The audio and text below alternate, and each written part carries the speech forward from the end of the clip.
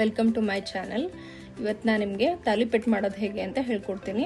Mixie ಜಾರಲ್ಲಿ ಅಜ್ವಾನು, ಜೀರಿಗೆ, ಬೆಳ್ಳುಳ್ಳಿ, ಈರುಳ್ಳಿ, 6 ಮೆಣಸಿನ್ಕಾಯಿ ಎಲ್ಲ ಪೇಸ್ಟ್ ಮಾಡಿಕೊಂಡು ಪಾತ್ರೆಗೆ ಹಾಕೊಳ್ಳೋಣ. 1 ಕಪ್ ರೈಸ್ ತೊಗೊಂಡು ಅದನ್ನು ಪೇಸ್ಟ್ ಮಾಡ್ಕೊಂಡು ಹಾಕೊಳ್ಳೋಣ. ಈರುಳ್ಳಿ, 2 ಟೊಮೆಟೊ, ಸಬ್ಬಸಿಗೆ, ಕ್ಯಾರೆಟ್ ತುರಿದು ಇಟ್ಕೊಂಡಿರೋದು, ಉಪ್ಪು ಹಾಕಿ ಚೆನ್ನಾಗಿ ಮಿಕ್ಸ್ ಮಾಡ್ಕೊಳ್ಳೋಣ.